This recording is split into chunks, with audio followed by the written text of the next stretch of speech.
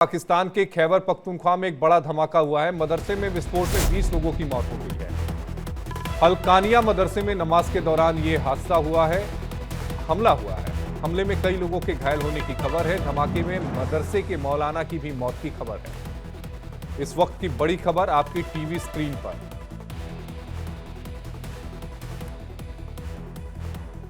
तो खैबर पख्तूनख्वा पाकिस्तान का वो इलाका जहां पर अक्सर इस तरह की जो घटनाएं होती हैं, आतंकी जो वारदात होती है वो होती है, और इस विस्फोट में 20 लोगों के मारे जाने की खबर है। इस वक्त की बड़ी खबर आपकी टीवी स्क्रीन पर। हल्कानिया मदरसे में नमाज के दौरान यह हमला हुआ है और हमले में कई लोगों के घायल होने की खबर है। तो जब नमाज अदा की जा रही थी, आज जुमा भी है, जुमे की जब नमाज अदा की जा रही थी उस वक्त ये धमाका हुआ है और कई लोगों के घायल होने की खबर है। 20 लोगों की मौत की खबर इस समय सामने आ रही है। और धमाके के बाद किस तरह से लोगों को बचाकर लेकर जाया जा रहा था उस वक्त की भी तस्वीरें जो हैं वो आपके टीवी स्क्रीन पर हैं। हल्कानिया मदरसा है, खैबर पख्तूनख्वा का इलाका है जहां पर ये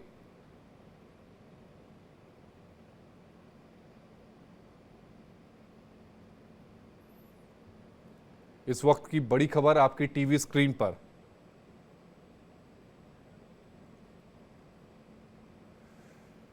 खैबर पख्तूनख्वा में एक मस्जिद में धमाका हुआ है, 20 लोगों की मौत हुई है। हल्कानिया मदरसे में नमाज के दौरान यह हमला हुआ है।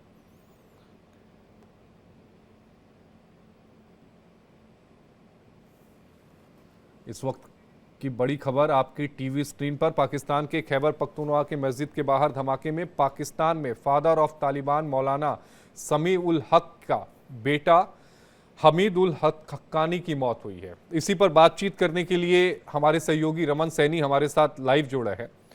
रमन, ये जो धमाका किया गया, जुमे की नमाज थी और बड़ी तादाद में वो लोग वहां पर मौजूद थे जो लोग नमाज अदा करने जा रहे थे, लेकिन इसी बीच एक और खबर है, वो पाकिस्तानी मीडिया की रिपोर्ट है जो ये बता रही है कि पाकिस्तान में फादर ऑफ तालिबान, जिसे मौलाना समी उल हक जिसे कहा जाता है, उसका बेटा मौलाना हमीद उल हक्कानी वो वहां पर मौजूद था और उसकी मौत हुई है। क्या उसको टारगेट करने के लिए यह बम धमाका किया गया?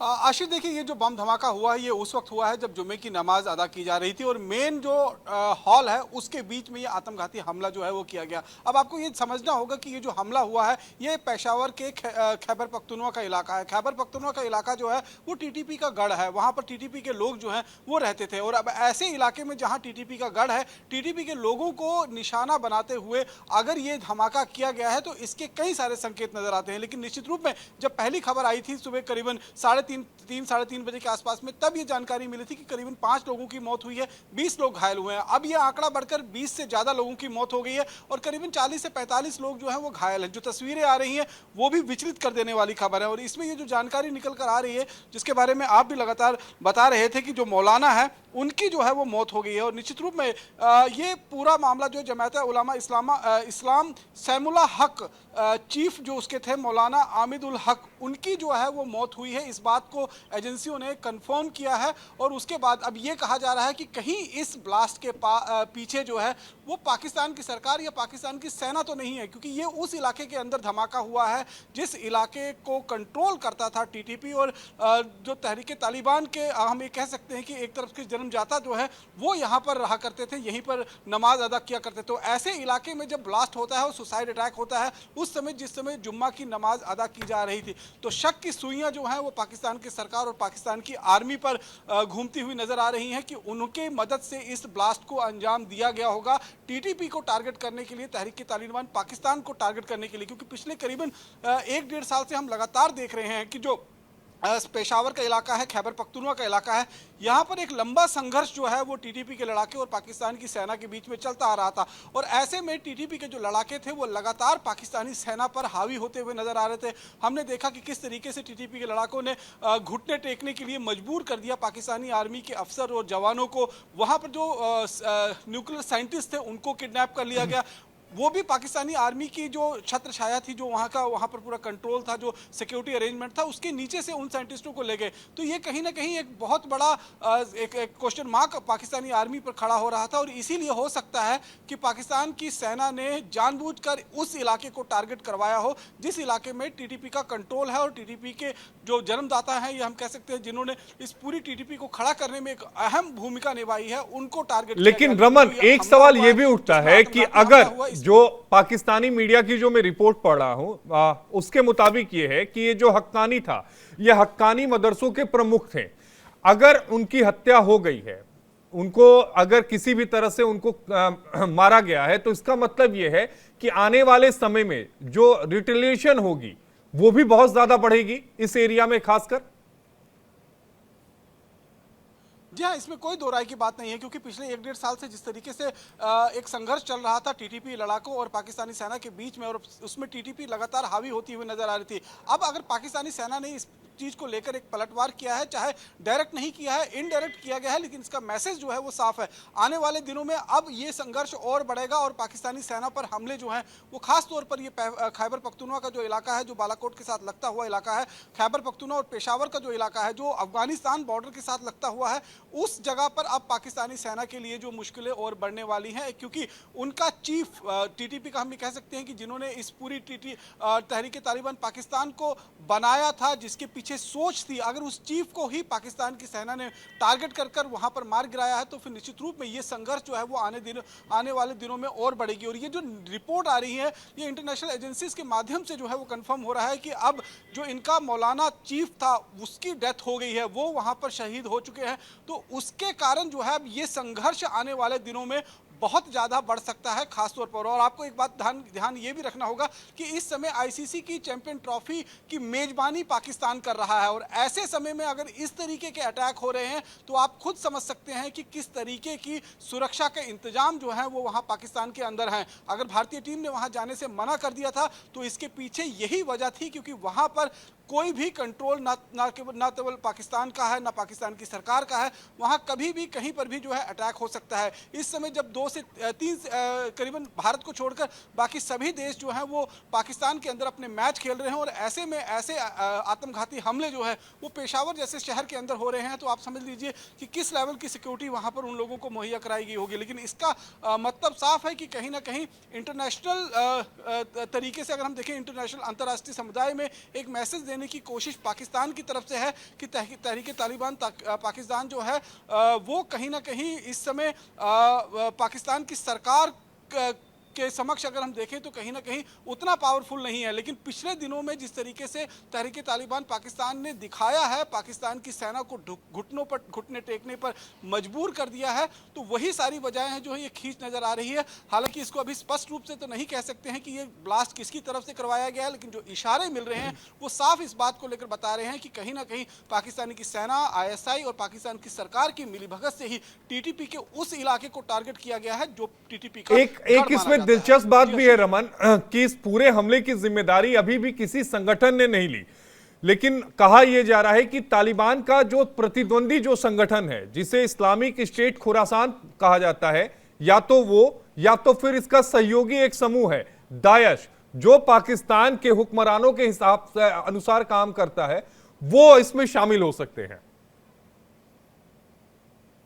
देखिए, निश्चित रूप में पाकिस्तान की सरकार ने अगर इस धमाके को अंजाम देने के लिए किसी न किसी ऐसे आतंकी संगठन का मदद जरूर ली होगी जो टीटीपी का दुश्मन माना जाता है। इसीलिए जो 2-3 नाम आप बता रहे हैं, इनमें से आने वाले समय में हो सकता है कि पाकिस्तान की सरकार की इज्जत बचाने के लिए, क्योंकि अब इंटरनेशनल मीडिया, इंटरनेशनल एजेंसीज में भी जिस तरीके की खबरें चलना शुरू हो चुकी हैं, जिसमें ये साफ इंडिकेशन दिया जा रहा है कि पाकिस्तान की आर्मी, पाकिस्तान की ISI की मदद से टीटीपी के गढ़ में जाकर इस हमले को अंजाम दिया गया है, और उनके फाउंडर मेंबर जो हैं, उनके जो फाउंडर मौलाना है, उनको टारगेट करने के लिए इस धमाके को अंजाम दिया गया था, जिसमें उनकी मौत भी हुई है। तो इससे पाकिस्तान की सरकार और पाकिस्तान की जो फौज है, ISI है, उसकी किरकिरी कहीं ना कहीं इंटरनेशनल समुदाय के अंदर हो सकती है, और उससे बचने के लिए अब पाकिस्तान इस तरीके का ड्रामा जो है वो कर सकता है कि जो टीटीपी के दुश्मन संगठन है, उनके मदद से वो क्लेम कर दें कि उन्होंने इस हमले को जो है वो अंजाम दिया है। लेकिन अगर आप सच्चाई देखेंगे इसके पीछे, तो इसके पीछे की सच्चाई जो है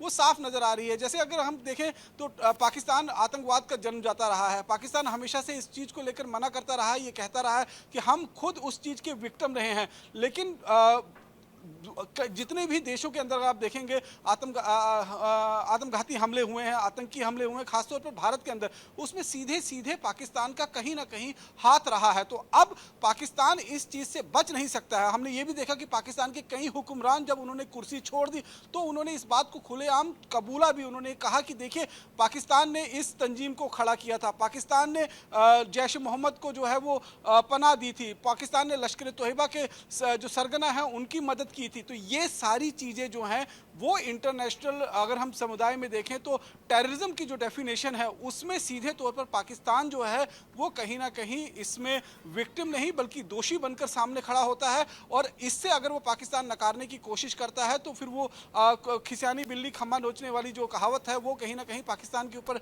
सच होती है। लेकिन निश्चित रूप में ये जो हमला हुआ है ये बहुत दर्दनाक हमला हुआ है। इसमें 20 से ज़्यादा लोगों की जान गई है, दर्जनों लोग जो हैं इसमें घायल हुए हैं। जो तस्वीरें सामने आ रही हैं वो विचलित कर देने वाली हैं, क्योंकि उस समय जिस समय टीटीपी के लोग या टीटीपी के समर्थक जो हैं वो अल्लाह की इबादत में थे, नमाज पढ़ रहे थे, उस समय मेन टाउन हॉल के अंदर जो है इस ब्लास्ट को अंजाम दिया गया है। और बताया जा रहा है आत्मघाती हमले के मद्देनजर आत्मघाती हमला जो है वो कराया गया, यानी कि सुसाइडल अटैक जो है वो मेन टाउन हॉल के अंदर हुआ है, जिसमें ये सारा नुकसान जो है वो उठा है। हालांकि जो वहाँ के कमिश्नर है पेशावर के, उन्होंने ये भी कहा है कि फिलहाल इसकी जांच जो है वो की जा रही है। और हालांकि वो कमिश्नर तो सीधे सीधे हक्कानी पर डाल रहे हैं और ये कह रहे हैं कि मस्जिद में कौन जाता है ये मस्जिद प्रबंधक जो है वो ये तय करता है और सुरक्षा की जिम्मेदारी उनकी होती है। मैं आपके पास आऊंगा, लेकिन हमारे साथ अमजद अयूब मिर्जा साहब जुड़ गए हैं, सीधे उनके पास चलते हैं। अमजद साहब, आज जुमे की नमाज और उस दौरान एक बड़ा धमाका और हक्कानी मदरसे में ये नमाज अदा की जा रही थी, 20 से ज्यादा लोगों के मरने की खबर है। जी बिल्कुल, ये जो घटना हुई है ये प्रो तालिबान मदरसा है। तानी ग्रुप को तालिबान का बाप कहा जाता है, यानी फादर ऑफ तालिबान। और जैसा आप जानते हैं कि काबुल में जो अफगान तालिबान है उनके साथ पाकिस्तान की सरकार और फौज के ताल्लुकात आजकल बहुत ज़्यादा खिंचाव में हैं। तो मुझे ये लगता है कि ये कोई ऑफिशियल किस्म का कोई खेल खेला गया है, यानी सरकारी सतह पे पाकिस्तान ने या पाकिस्तान की मिलिट्री ने ये सब कॉन्ट्रैक्ट किया है किसी और टेररिस्ट ऑर्गेनाइजेशन को ये धमाका करने के लिए। और ये एक डायरेक्ट जो है वार्निंग है तालिबान के लिए अफगानिस्तान में। और ये जुम्मे को बहुत सारे लोग नमाज के लिए आते हैं, तो इसलिए ये दिन चुना गया। जी लेकिन अहमद साहब, इससे तो अब जो दोनों ही अगर हम बात करें तो हक्कानी ग्रुप की तरफ से भी तो वार होगा। एक तरफ हम देख रहे हैं कि पाकिस्तान में इस समय चैंपियंस ट्रॉफी के जो टूर्नामेंट के मैचेस हो रहे हैं वो चल रहे हैं, तो उस पर भी मुझे लगता है कि अंतर्राष्ट्रीय स्तर पर भी छवि खराब होगी। छवि तो पाकिस्तान की कभी ठीक रही नहीं, वो तो कोई ऐसी टेंशन नहीं है। और भारत ने पाकिस्तान ना आके ये अच्छा फैसला किया है, क्योंकि इनका कुछ पता नहीं है, ये खुद ही फैसिलिटेट कर दें किसी को कि भाई घुस जाओ और मार दो। इनका कोई भरोसा है, इनकी कोई सिक्योरिटी का कोई भरोसा है? ये खुद ही मारने वाले हैं, खुद ही बचाने वाले हैं। तो इसलिए ये है कि खतरा बहुत बढ़ गया है। और ये अब जो terrorist tit for tat attacks हैं ये और भी देखने को मिलेंगे अभी पाकिस्तान। अहमद साहब, क्योंकि अब तो ये तो मान के चले ना कि अब दोनों तरफ से फिर वार प्रत्यारोप होगा, यानी अगर हम देखें तो दूसरी तरफ से भी अब रिटेलिएशन जो है वो शुरू होगा। आने वाले समय में कई सारे हमले हो सकते हैं। जी बिल्कुल, यही मैं कह रहा हूँ कि अब टिट फॉर टैट हमलों का सिलसिला शुरू हो सकता है और ये बड़ा डेंजरस होगा सोसाइटी के लिए इन जनरल। और पाकिस्तान की इकॉनमी तो आप देख लेंगे, कल की जो खबर है कि पाकिस्तान जो ग्लोबल इंडेक्स है उसमें 4 पॉइंट और कम हो गया है डेमोक्रेसी के। और दुनिया की 10 बदतरीन डेमोक्रेसीज में इसका शुमार होता है out of 165 countries. Electoral process इसका सही नहीं है, प्लूरलिज्म फंक्शनिंग नहीं कर रही, गवर्नमेंट फंक्शन नहीं कर रही, पॉलिटिकल पार्टिसिपेशन नहीं हो रही प्रॉपरली।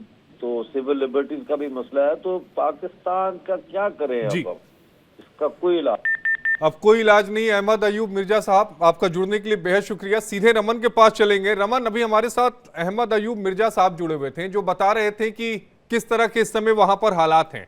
लेकिन जहां पर ये पूरी घटना हुई, जहां पर यह हमला हुआ है, वहां से महज 450 किलोमीटर की दूरी पर जो आईसीसी के जो मैचेस हैं, चाहे वो रावलपिंडी में हो, चाहे वो गद्दाफी स्टेडियम में हो, वहां पर मैचेस हो रहे हैं। जाहिर तौर पर इसका असर इन मैचेस पर भी पड़ेगा और जो खिलाड़ी होंगे, जो दूसरे मुल्क के खिलाड़ी वहां पहुंचे हुए हैं, उन्हें भी अब अपनी जान की फिक्र होगी। जी हाँ, बिल्कुल इसका बहुत बड़ा असर जो है वो आईसीसी चैंपियन ट्रॉफी पर देखने को मिल सकता है, क्योंकि ये पहला अटैक नहीं, इससे पहले भी एक दो अटैक जो है वो पाकिस्तान के अंदर इस आईसीसी ट्रॉफी के मद्देनजर जो है वो हो चुके हैं। और इसीलिए भारत ने जब ये पता चला, भारत को पता चला था कि आईसीसी टूर्नामेंट की जो मेजबानी है वो पाकिस्तान करने जा रहा है, तो भारत ने साफ मना कर दिया था कि भारत का कोई भी खिलाड़ी पाकिस्तान में जाकर मैच नहीं खेलेगा। आप तीसरी कंट्री में कहीं पर आप मैच करवा दीजिए। उसके बाद आईसीसी ने जो है मैच भारत के जो है दुबई में कराना शुरू किए थे। लेकिन 5 देश ऐसे अभी हैं, 5 से 6 देश जो अभी भी पाकिस्तान के अंदर अलग अलग देशों के साथ मैच खेल रहे हैं। और चाहे रावलपिंडी की बात करें, लाहौर की बात करें, या फिर और गद्दाफी स्टेडियम की जो बात करें, वहां से महज 400-450 किलोमीटर की दूरी पर अगर इस तरीके का सुसाइडल अटैक होता है, तो आप ये समझिए जो दूसरे देश के प्लेयर वहां पर मैच खेलने के लिए आए हुए हैं, उनके जहन पर इसका कितना बुरा असर पड़ेगा। क्योंकि एक बार पहले भी हमने देखा था कि श्रीलंका की टीम जब वहां पर खेलने गई थी, जिस पर आत्मघाती हमला हुआ था, और उसके बाद स्टेडियम के अंदर से ही उनको एयरलिफ्ट कर श्रीलंका तक पहुंचाया गया था। तो वो दाग अभी पाकिस्तान के